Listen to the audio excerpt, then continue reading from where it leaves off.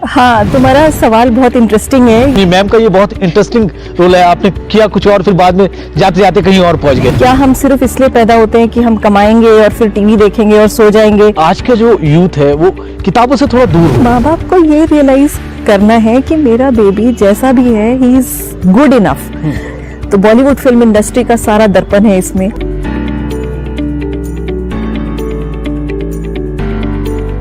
नमस्कार, आप देख रहे हैं जनादेश एक्सप्रेस लाइव सीधी बात। आज सीधी बात में हमारे साथ बेहद ही खास मेहमान मौजूद हैं जो वर्तमान में है एचओडी हैं एसीसी विंग आईआईएम में देहरादून, साथ ही प्रोफेसर हैं। और एक बात इनके बारे में और बताना चाहता हूँ, आप बहुत अच्छी लेखिका हैं। आपने लेखन की प्रतिभा में एक अलग ही मुकाम हासिल किया है। No illusions in Xanadu and degree in death जैसी पुस्तकें आपने लिखी हैं। मर्डर मिस्ट्री में आपने काफ़ी कुछ लिखा है और लगातार लोगों को अवेयर करने के लिए सोशल साइट पर आती रहती हैं, लगातार अपनी बात रखती रहती हैं। मैं बात कर रहा हूँ डॉक्टर रूबी गुप्ता की। मैम, बहुत स्वागत है आपका। थैंक यू, मुझे बहुत अच्छा लग रहा है तुम्हारे साथ ये इंटरव्यू करके। मैम, क्योंकि एजुकेशन फील्ड से आप हैं, एजुकेशन आप अभी एक प्रोफेसर हैं, उसके साथ साथ लिखने का जो आपका जो अंदाज़ है वो बिल्कुल अलग है, क्योंकि लोग समझ नहीं पाते उसमें टाइम देना फिर बाद में लिखना। सही है, लोग सोचते हैं कि आप प्रोफेसर हैं तो लिखते कैसे हैं और टाइम कैसे देते हैं। तो मैं पहले मेरी जो जर्नी रही है, प्रोफेशनल जर्नी रही है, ये काफ़ी कॉन्वोल्यूटेड रही है। मतलब पहले मैं साइंस स्टूडेंट थी, उसके बाद मैं लिटरेचर में आई और फिर मैं जर्नलिस्ट थी। 5 साल के लिए मैं जर्नलिस्ट। आप ज़रूर सुनिए, मैम का ये बहुत इंटरेस्टिंग रोल है। आपने किया कुछ और फिर बाद में जाते जाते कहीं और पहुंच गए। मैं ये हमेशा बताती हूँ खासकर युवाओं को, क्योंकि कई बार युवा जो होते हैं ना, इंजीनियरिंग कर ली, उसके बाद उनको लगता है ओहो ये तो मुझे पसंद नहीं है, अब मैं क्या करूँ, सारी ज़िंदगी यही करूँ क्या? तो मैं कहती हूँ नहीं, ऐसा ज़रूरी नहीं है। तुम अपना पाथ जब चाहो उसको बदल सकते हो। तो इसीलिए मैं अपना एग्जाम्पल देती हूँ कि देखो मैंने भी अपना जो रास्ता है कई बार बदला, और क्योंकि आपके इंटरेस्ट भी चेंज होते हैं, आप खुद भी ग्रो होते हैं, तो आपको नए नए चीज़ें पता चलती है। तो क्या हुआ, उसमें चेंज करने में कोई बुराई नहीं है। तो फिर मैंने जैसे बीएससी करा और मैं इंटरेस्टेड थी रिसर्च में, जेनेटिक इंजीनियरिंग में। फिर मैंने चेंज करा, मैं लिटरेचर में आई, फिर जर्नलिज्म में आई। फिर मैंने सोचा थोड़ा जर्नलिज्म में क्या होता है कि टाइमिंग नहीं होती है, तो मैं फिर टीचिंग में आ गई, क्योंकि उसमें रेगुलर टाइमिंग होती है। फिर टीचिंग में जब आई, मुझे लगा कि टीचिंग में ना इंसान थोड़ा बोरिंग हो जाता है। जी।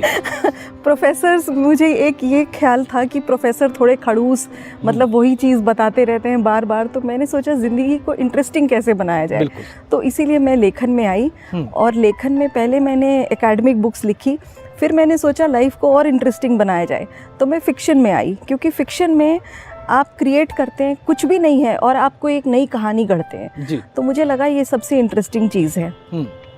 उसके बाद मुझे लगा कि इसे और इंटरेस्टिंग बनाया जाए, तो मुझे लगा जो मिस्ट्री होती है वो सबसे इंटरेस्टिंग होती है, क्योंकि आप एक मिस्ट्री क्रिएट कर रहे हो अपने लिए भी और रीडर्स के लिए भी, कि रीडर के दिमाग में एक वो रहेगा, एक जिज्ञासा कि भाई अब क्या होगा किताब में। तो फिर मैं मिस्ट्री लेखन की तरफ आई, और मिस्ट्री में मुझे लगता है मर्डर मिस्ट्री जो है वो सबसे कॉम्प्लेक्स होती है। तो फिर मैंने मर्डर मिस्ट्री लिखना। कैसे, मतलब यहाँ तक जो पहुँचे तो किन किन चीज़ों से गुजरना पड़ा? क्योंकि जब लिखना होता है तो चीज़ें जाननी होती हैं, उन पर रिसर्च भी करना होता है, बाद में उसके लिखना शुरू, तो कहाँ कहाँ इस दरमियान घूमना हुआ? नहीं, घूमने की अगर तुम बात करते हो तो मैंने सबसे पहला जो अपना नॉवेल लिखा वो स्पिरिचुअलिटी पे था। क्योंकि मुझे बहुत इंटरेस्ट था ये जानने के लिए कि ह्यूमन, मतलब जो हमारा जीवन है, इसका क्या पर्पस है। क्या हम सिर्फ इसलिए पैदा होते हैं कि हम कमाएंगे और फिर टीवी देखेंगे और सो जाएंगे और नेक्स्ट डे फिर वही कॉपी पेस्ट चलता रहेगा 50 साल के लिए, या कुछ और भी है? तो मैं स्पिरिचुअलिटी में गई और मैंने कई सारे गुरुज से मिली, कई सारे दीक्षाएं ली मैंने। और जैसे माउंट आबू में है इनका ब्रह्म कुमारी का, वहाँ गई और कई जगह में गई और बहुत सारा रिसर्च करा, बहुत सारी बुक्स पढ़ी स्पिरिचुअलिटी पे, राजयोग, ज्ञान योग, कर्म योग वगैरह। और यहाँ रामकृष्ण आश्रम के भी कई मॉन्क से मैंने करा। तो डेफिनेटली मेरा जो तरीका है लिखने का, मैं बहुत सारा रिसर्च करती हूँ, उसके बाद ही लिखने बैठती हूँ। क्योंकि मुझे लगता है कि फैक्ट्स को धरातल पे ही आपको लिखना चाहिए। आप ये नहीं आपने कुछ भी लिख दिया और आपके पास फैक्ट्स का कोई बेस नहीं है। तो डेफिनेटली रिसर्च तो मैं बहुत करती हूँ। मैम, लगता क्या है जो पहले, क्योंकि आप काफ़ी दिन से आप भी एकेडमिक्स में हैं, देखती हैं, पढ़ाती हैं बच्चों को, लेकिन आज का जो यूथ है वो किताबों से थोड़ा दूर हो गया है, क्योंकि बुक्स आती हैं, लोग लिखते हैं, बहुत मेहनत करते हैं, बावजूद उसके लोग पढ़ नहीं पाते, लोग वहाँ तक पहुँच नहीं पाते। इसमें मैं जो यूथ को तो मैं बिल्कुल ब्लेम नहीं करूँगी, क्योंकि अभी सोशल मीडिया इतना ज़्यादा है, अब उसके पास इतने सारे डिस्ट्रैक्शंस हैं। पहले तो यूथ, ठीक है, हार्मोन्स का उस समय होते हैं कि इंटरेस्ट आपके डिफरेंट तरह से हो जाते हैं, और उसके बाद इतनी सारी सोशल मीडिया, फिर उसी समय जो यंग पीपल होते हैं उनको अपनी पहचान बनाने की चाह होती है, उनको एक पीयर ग्रुप में भी बिलोंग करना होता है, तो इतने सारे डिस्ट्रैक्शंस होते हैं, तो वो कैसे पढ़ाई करे, कैसे मतलब किताबें पढ़े। तो डेफिनेटली ये तो एक मुश्किल चीज़ है ही, काफ़ी मुश्किल है, लेकिन फिर भी मैं देखती हूँ कि अगर आप ओरिएंट करें यूथ को, इंस्पायर करें चीज़ों को जानना, तो वो डेफिनेटली इंटरेस्टेड होते हैं, किताबें पढ़ते हैं। जैसे मैं अपने स्टूडेंट्स को देखती हूँ तो मैं कहती हूँ देखो तुम ना अपने इंटरेस्ट को उठाओ, अपने इंटरेस्ट की किताब पढ़ो, क्योंकि किताब पढ़ने से, जैसे हम कह सकते हैं कि सोशल मीडिया से तो हमें पता चल गया या हमने देख लिया, लेकिन किताब पढ़ने से क्या होता है, आपके कई सारे मेंटल फैकल्टीज़ डेवलप होती है। जैसे आपको ना सिर्फ आप लैंग्वेज को समझते हो, बट आपकी इमेजिनेशन की पावर भी इंक्रीज़ होती है किताब पढ़ने से। तो मुझे लगता है कि किताब पढ़ना तो बहुत ही ज़रूरी है, और अगर यूथ को ओरिएंट करा जाए तो डेफिनेटली वो भी पढ़ते हैं किताबें, ऐसी बात नहीं है। मैम, आपकी एक बुक को बेस्ट सेलर में भी आई है, आपकी बुक काफ़ी मात्रा में, क्योंकि अगर बुक स्टोर लोग जाते थे तो आपकी किताब ही नहीं मिलती थी कि वो पहले ऑलरेडी। तो कौन सी वो किताबें, और उनके बारे में ज़रा दर्शकों को बताएंगी क्या क्या उनमें था जो किताबें आपने?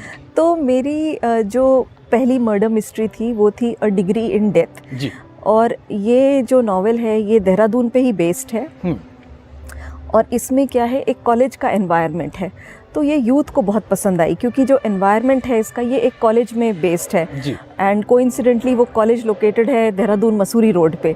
तो सारी चीज़ें जो देहरादून में है, शिव टेम्पल और साई मंदिर और ये सारा लोकेशन राजपुर का, वो सब चीज़ें हैं उसमें। और इसमें क्या होता है, उस कॉलेज में एक के बाद एक मर्डर्स होते चले जाते हैं। तो पहले पुलिस को लगता है कि सीरियल किलर है, और कॉलेज के एक प्रोफेसर होते हैं, प्रोफेसर शांतनु बोस। प्रोफेसर शांतनु बोस को मैंने क्रिएट करा, वो मेरे 3 नॉवेल्स में मेन जो कहते हैं amateur detective professor Shantanu Bose ही हैं। तो वो फिर इन्वेस्टिगेट करते हैं, और फिर इसमें पता चलता है। और बड़ी मज़ेदार बात यह है, जब मैंने ये नॉवल लिखी तो मेरा कोई आइडिया नहीं था कि मैं IMA ज्वाइन करूँगी, और इस नॉवल में एक प्लॉट पॉइंट, क्रूशियल जो क्लाइमैक्स है, वो IMA को इन्वॉल्व करता है। और इतना कोइंसिडेंस हुआ कि मैंने IMA के बारे में लिखा और फिर मैं IMA ज्वाइन भी कर लिया। तो लोगों को बहुत पसंद आई ये किताब, क्योंकि इसमें मर्डर है, इसमें मिस्ट्री है, इसमें लव है, इसमें आज का जो सोसाइटी का जो दर्पण है वो है, वो सारी चीज़ें हैं। उसके साथ ही साथ इंटरनेशनल पॉलिटिक्स का भी एस्पेक्ट इसमें है, जियोपॉलिटिकल सिनेरियो जो आज की डेट में इंडिया, चाइना, तिब्बत, पाकिस्तान, इन सब को भी इन्वॉल्व, इन सब का भी एस्पेक्ट है इस पर्टिकुलर नॉवेल में। इसीलिए ये नॉवेल शायद लोगों को इतनी पसंद आई। दूसरा, नो इल्यूजन्स इन ज़ैनडू। हाँ, नो इल्यूजन्स इन ज़ैनडू मेरी लास्ट ईयर आई थी और लॉन्च हुई थी। बल्कि आप जानते होंगे, जो बॉलीवुड के गिनीज़ वर्ल्ड रिकॉर्ड होल्डर हैं, लिरिसिस्ट समीर अंजान, उन्होंने इसे लॉन्च की थी हरिद्वार लिटरेचर फेस्ट में। तो ये नॉवेल भी काफ़ी पसंद की गई। इसको ब्लूम्सबरी पब्लिशर हैं जिन्होंने हैरी पॉटर को पब्लिश करा है, उन्होंने पब्लिश करी है, और ये नॉवेल भी बहुत पॉपुलर हुई है क्योंकि ये बॉलीवुड फिल्म इंडस्ट्री पे बेस्ड है। तो बॉलीवुड फिल्म इंडस्ट्री का सारा दर्पण है इसमें, कि आपको जो बाहर से चमक धमक ग्लैमर दिखता है, उनके अंदर की ज़िंदगी क्या होती है। तो इसमें भी एक मेन कैरेक्टर है रणवीर कपूर, जो कि एक पार्टी थ्रो करते हैं। 30 years he is a superstar in the Mumbai film industry. तो जिस रात वो पार्टी थ्रो करते हैं, उस रात ही उनका मर्डर हो जाता है। फिर वहाँ से इन्वेस्टिगेशन शुरू होती है कि भाई मर्डर किसने किया, क्यों किया। फिर उसके बाद और एक मर्डर हो जाता है। तो इस तरह से कहानी चलती है। जी मैम, आपकी बुक के ऊपर एक आज का जो ज़माना है, आज का जो यूथ है, हाँ। एक ऐसा शब्द जो हावी होता जा रहा है। मैंने आपसे पहले भी मेरी बात हुई तो मैंने उस पर आपसे बात की थी, अवसाद, डिप्रेशन जिसको कहा जाता है। मैम, एक छोटी उम्र के बच्चे जो जिनको सोचने समझने की भी क्षमता जिनके अंदर ठीक नहीं होती, 12 साल, 13-15 साल, वो भी लोगों के सुनना आज की डेट में जाता है कि डिप्रेस हो गए। तो ये डिप्रेशन जो शब्द है, अवसाद, इसको आप कैसे देखते हैं? डिप्रेशन इतना आसान नहीं है उसको डिफाइन करना, क्योंकि इसके बहुत सारे कारण होते हैं, आप एक कारण को नहीं ले सकते। एक तो ये है कि हम बच्चे को किस तरह से ब्रिंग अप कर रहे हैं। बच्चे के आजकल के जो माँ बाप हैं उन बहुत ही महत्वाकांक्षी है, वो चाहते हैं हमारा बच्चा बेस्ट हो। अब एक क्लास में 60 बच्चे हैं, हर बच्चा तो बेस्ट नहीं हो सकता, हर बच्चा तो फर्स्ट नहीं आ सकता। टीचर भी कहती है एवरीबडी शुड गेट 100 मार्क्स। नहीं, अगर एक ही परिवार में एक ही माँ बाप के 3 बच्चे होते हैं तो तीनों सेम नहीं होते। तो एक ना बच्चे के अंदर बहुत कम उम्र से एक फीलिंग आ जाती है कि मेरे अंदर कुछ कमी है। जब एक बच्चे के अंदर एक फीलिंग आ गई कि मेरे अंदर कुछ कमी है और वो फिर एक्सपैंड होती जाती है, माँ बाप भी उसको एंडोर्स कर देते हैं कि हाँ, और कंपैरिजन करते रहते हैं माँ बाप कि तुम ऐसे हो, तुम्हारे भाई बहन ऐसे, तुम्हारे कज़न ऐसे, तुम उसको देखो, तुम ये करो। मतलब हर टाइम उसको इंस्ट्रक्शन दिया जाता है। फिर वो सोशल मीडिया पे जाता है या वो सोसाइटी में देखता है, जो फिल्म इंडस्ट्री देखता है या मॉडल्स को देखता है कि सब लोग तो इतने सुंदर हैं, मैं तो सुंदर नहीं हूँ, मेरे में तो ये कमी है, वो कमी है, मैं लंबा नहीं हूँ, पतला नहीं हूँ, मैं मोटा हूँ, वगैरह वगैरह वगैरह। तो इतने सारे, फिर एजुकेशन में आ जाता है, मैं फर्स्ट नहीं आता, फिर उसको टेंशन हो जाती है कि मैं क्या बनूंगा। तो इतनी सारी उसके ऊपर आप सोचो कि ये चीज़ें डाल रहे हो, प्रेशर, हर तरफ से प्रेशर, उसको रिलीफ कहाँ से मिल रहा है? कहीं से भी रिलीफ नहीं मिल रहा है। फिर वो ये चीज़ें डिस्कस किससे करे, किससे शेयर करे अपने मन की व्यथा। तो ये सारे कारण होते हैं जिसकी वजह से डिप्रेशन जो है घर कर लेता है एक छोटे से बच्चे के ऊपर। और फिर वो डिपेंड करता है कि उसको अगर कहीं पे आउटलेट मिला, कहीं वो अपने आप को स्ट्रीमलाइन कर पा रहा है तो ठीक है, अदरवाइज़ फिर ये बढ़ता जाता है और फिर ये विकराल रूप ले लेता है और फिर बहुत सारी ट्रेजेडीज़ भी हो जाती है इस वजह से। तो अभी हमें क्या ख्याल रखना चाहिए, जो माँ बाप हैं या टीचर्स जो हैं, उनको कैसे पता चले, कैसे वो ख्याल रखें कि बच्चा वहाँ तक ना जाए? सबसे पहले तो जैसे कि मैंने कहा कि माँ बाप को एक छोटे से बच्चे, जैसे बेबी पैदा होता है तो पहले तो जब बेबी होता है तो हम बड़े खुश, अरे वाह देखो कितना अच्छा है, कितना प्यारा है, ये वो। बेचारा 3-4 साल का हुआ नहीं कि तुम ये नहीं कर रहे हो, तुम ये करो, तुम चुप रहो। तो आपके खुद के एटीट्यूड में चेंज आ गया ना। बिल्कुल। तो बेबी तो सोच रहा है नहीं मैं तो बहुत अच्छा था, वही जी। और अब मैं बुरा हो गया। तो माँ बाप को ये रियलाइज करना है कि मेरा बेबी जैसा भी है ही इज गुड इनफ। ये नहीं कि उसको प्रेशराइज करा तुम ये करोगे तब तुम लायक हो। बिल्कुल। तो ये एक चीज़ मुझे लगता है हम लोग सब कुछ तो पढ़ाते हैं, है ना, लेकिन ये हम ट्रेनिंग नहीं देते हैं कि एक इंसान को इंसान कैसे बनाया जाए, कैसे उसको ये चीज़ समझाया जाए कि इंसान को इंसान की तरह ट्रीट करो, उसको इतना मत स्ट्रेच करो कि वो टूट जाए। कई होते हैं जो टूट जाते हैं, कई होते हैं फिर ड्रग्स की तरफ जाएंगे, कई तरह की चीज़ों एडिक्शंस पे जाएंगे। किसी को ड्रग का एडिक्शन नहीं है तो खाने का एडिक्शन हो जाता है। तो इस तरह की चीज़ें होती है। तो मेन आई फील पहली रिस्पॉन्सिबिलिटी पेरेंट्स पे है, दूसरी रिस्पॉन्सिबिलिटी टीचर्स पे है। आजकल ना एक काइंडनेस, फीलिंग ऑफ काइंडनेस, किसी को किस काइंड वे से ट्रीट करना, ये लैकिंग, वो ख़त्म है। क्लास में भी स्ट्रिक्टनेस, मतलब किसी में वो सौम्यता ही नहीं है। जबकि हो सकता है और उससे और अच्छा कर सकते हैं। क्योंकि आपको किसी को भी डील करना है तो उसे प्यार से डील करो। प्यार से डील करना बहुत आसान हो जाता है। तो प्यार तो बच्चे को मिलता ही नहीं है ना, 4-5 साल के बाद उसको मिलता ही नहीं है, वो अंदर से खोखला होता जाता है। तो अंदर से जब वो खोखला है तो क्या होगा, फिर यही होना है। मैम, आप एकेडमिक्स में हैं तो एक सवाल बन जाता है, क्योंकि अभी क्या करते हैं कि जो माँ बाप होते हैं बच्चों पर कुछ चीज़ें थोप देते हैं कि आपको यही करना है, आपको इंजीनियर बनना है, आपको यूपीएससी क्लियर करना है, आपको आईएएस, मतलब ये चीज़ें। लेकिन कोई बच्चे से कभी बहुत कम पूछते हैं कि भाई वो करना क्या चाहता है। जैसे 3 इडियट्स में साफ दिखाया कि भाई बच्चा जो चाहता है उसको करने दो। लेकिन आज भी उसकी कमी कहीं ना कहीं है और वो बच्चों को आगे जाकर के कहीं ना कहीं नुकसानदेह होती है। तो उसके लिए क्या करना चाहिए?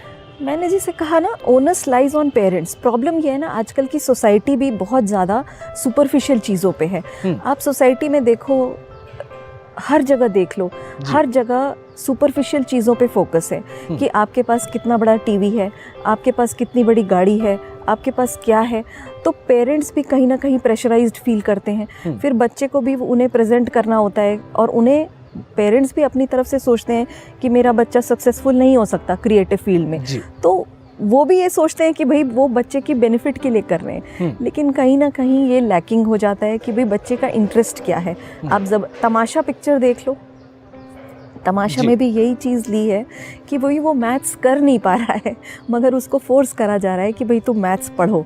तो डेफिनेटली फिर उसका फिर इंसान में कई तरह के कोपिंग मैकेनिज्म्स होते हैं, कोई कोप कर लेता है, कोई नहीं कोप कर पाता है। तो पेरेंट्स पे बहुत इसका ओनस रहता है, टीचर्स पे ओनस रहता है। पेरेंट टीचर्स मीटिंग जब होती है उस समय भी चीज़ें डिस्कस होके आ सकती है, मगर इस तरफ ध्यान होना चाहिए जी।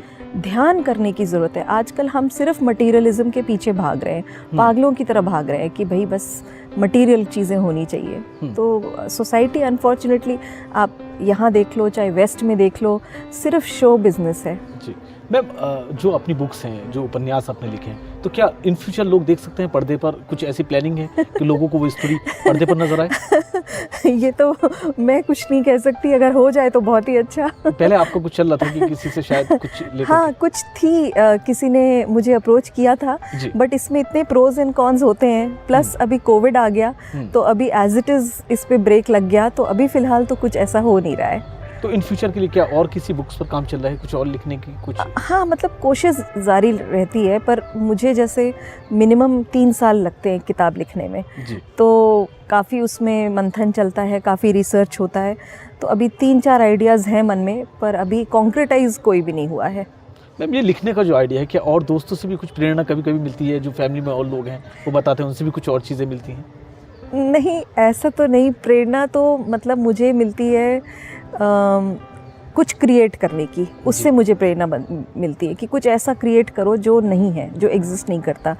बाकी दोस्तों से अगर देखा जाए तो रियल वर्ल्ड से कुछ कैरेक्टर, कुछ किसी की कुछ कैरेक्टरिस्टिक इतनी इंटरेस्टिंग होती है तो वो किसी वे में मैं किसी काल्पनिक कैरेक्टर में डाल देती हूँ नॉवेल में, बस ये एक प्रेरणा होती है। मैम, आप जिस शहर में आती हैं, जिस शहर में आप अभी रह रही हैं, उसमें भी एक बहुत, क्योंकि पूरे हिंदुस्तान में नहीं बल्कि देखें तो विदेश में ये हावी है, ड्रग्स की अगर बात करें हाँ। तो इंडिया में भी लगातार मुद्दे उठते रहते हैं, और हाल ही में कुछ दिनों में बॉलीवुड पे जो हुआ है वो किसी से छिपा नहीं है हाँ। वही के सिचुएशन देहरादून में भी देखने को मिलती है हाँ। तो कैसे उस पर कंट्रोल कर सकते हैं? क्या चीज़ें करनी चाहिए जो ऐसी प्रवृत्ति में लोग चले जाते हैं? एक तो मेरे ख्याल से अभी तो काफ़ी अच्छा काम किया जा रहा है, पुलिस वगैरह इसमें काफ़ी, देहरादून पुलिस के द्वारा हाँ, देहरादून पुलिस इसमें बहुत एक्टिव है, और हमारा एडमिनिस्ट्रेशन भी इसमें काफ़ी एक्टिव है। वो लोग जहाँ जहाँ ड्रग्स के हो सकते हैं वहाँ पे वो लोग छापे वगैरह कर रहे हैं।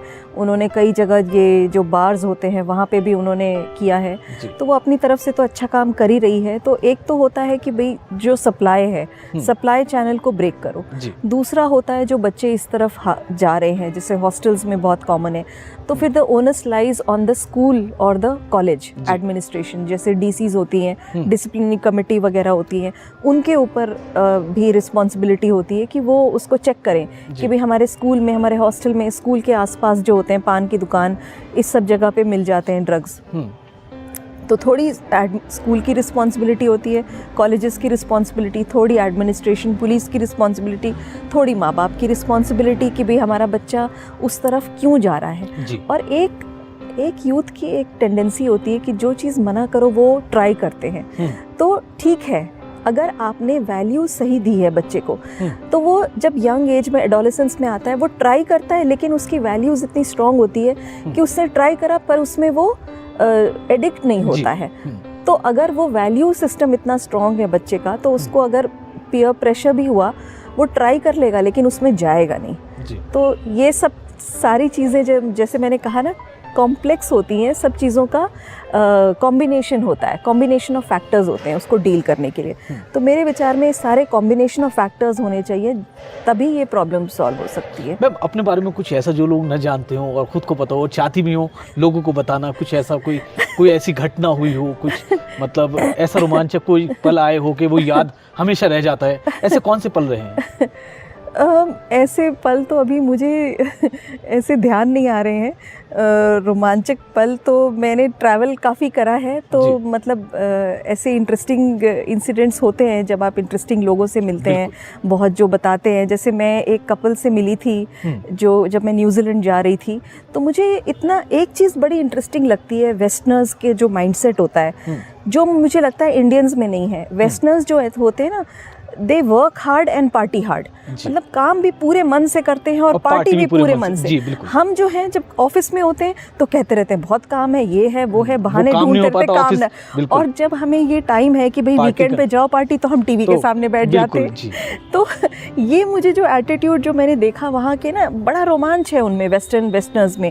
जैसे मैं यूएस में रही 2 महीने, मैंने देखा वो पूरे वीक काम करते हैं, उसके बाद फ्राइडे इवनिंग जल्दी ऑफिस से आ जाएंगे, वो 2 बजे आ जाएंगे ऑफिस से, सैटरडे संडे, और गाड़ी में अपना उन्होंने वो रखा, साइकिल रखी पीछे, बड़ी गाड़ियाँ होती हैं, बोट रखा और चले गए बीच पे, और बीच में ही अपना कैंप करा, वहाँ पे साइकिलिंग करी, बोटिंग करी, ये वो करा, और फिर आ गए संडे रात को। स्ट्रेस है वो दूर कर, स्ट्रेस दूर। तो ये मैंने देखा, तो जैसे मैं बता रही हूँ, एक कपल से मैं मिली, वो स्वीडन का कपल था और वो न्यूजीलैंड जा रहा था। तो वो उन्होंने मुझे बताया कि हम जो है एक कैंपर जो होता है, व्हीकल होती है आरवी, वो हम हायर कर लेंगे और उससे हम पूरा मैप वैप लेके चल रहे थे, बिल्कुल मतलब हम तो क्या करते हैं एसओटीसी कि जहाँ जहाँ वो ले गए, मतलब हमारे अंदर स्पिरिट ऑफ एडवेंचर नहीं है, मगर सही जीने का तरीका उन्हें पता है। तो वो उन्होंने मुझे बताया कि हम ऐसे मैप लेके हम जा रहे हैं, आरवी लेके जाएंगे, जहाँ जहाँ एडवेंचर स्पोर्ट्स करेंगे। और वो मुझे बता रहे थे आइसलैंड गए थे वो, अब कम पैसे में वो कैसे एंजॉय करते हैं, अपने साथ ही मैगी और ये सारी चीज़ें बांध के अपने रक्सैक में, चॉकलेट बार्स, एनर्जी बार्स लेके गए, कैंप किया, और इतनी ठंड में मर रहे हैं बिल्कुल, और अपना निकाला, खाया, घूमा, क्योंकि घूम रहे हो तो घूमो। बिल्कुल। अब हम सोचते हैं कि होटल में जाएं, वहाँ हमको मतलब इंडियन खाना मिल जाए, तो आप इंडिया में ही रहो। सही बात है, फिर क्यों जा रहे हो बस। बिल्कुल। तो ये मुझे एक बड़ा इंटरेस्टिंग लगा, मैं कई लोगों से मिली और ये जो एक स्पिरिट मैंने देखी मुझे बहुत अच्छी लगी। तो अभी तो मुझे यही याद आ रहा है, बहुत ही इंटरेस्टिंग लगा मुझे। और एक और, जब मैं ग्रेट वॉल ऑफ चाइना जब मैंने क्लाइंब करा, तब मुझे बहुत ही एक्साइटमेंट लगा। कुछ और जर्मनी से लोग आए थे, तो हम लोग ग्रेट वॉल ऑफ चाइना पे जब ऊपर पहुंच गए तो हम लोग सब कूद रहे थे, क्योंकि great wall of China moon से दिखाई देता है। तो हम इतने एक्साइटेड हो गए कि तो ये सब वाकई डेफिनेटली ट्रैवल करके बड़ा इंजॉयबल होता है। तो पूरे इस दौरान ट्रैवल काफ़ी रहा है? हाँ, डेफिनेटली मैंने बहुत ट्रैवल करा, बहुत सारी कंट्रीज़ गई हूँ मैं। चलिए मेरा मैम का बहुत शुक्रिया। अभी जर्नलिस्ट एक्सप्रेस लाइव से बात कर रही थी डॉक्टर रूबी गुप्ता, जो प्रोफेसर हैं आईएमए में, एसीसी विंग में, साथ ही एचओटी हैं, और उन्होंने भी बाकी से बताया जो उनकी जो बुक्स हैं, नो इल्यूजन्स इन ज़ेनाडू, साथ ही डिग्री इन डेथ, और काफ़ी हैं, और अभी भी लगातार बुक्स पर वो काम कर रही हैं। आने वाले जब उनसे पूछा गया कि बड़े पर्दे पर क्या ये स्टोरी देख सकते हैं लोग, उन्होंने कहा कि ये तो वक्त बताएगा, लेकिन लगातार वो लोगों के संपर्क में है और शायद ही बहुत जल्दी, और हम आशा करते हैं और हम प्रार्थना करते हैं कि उनकी जो बुक्स हैं वो जल्दी लोग पर्दे पर देख सकें। आप देखते रहिए जर्नलिस्ट एक्सप्रेस लाइव। मुझे दीजिए इजाज़त। धन्यवाद। धन्यवाद, मुझे बड़ा अच्छा लगा इस इंटरव्यू में आदिल, और तुम्हारे मुंह में घी शक्कर। Thank you so much.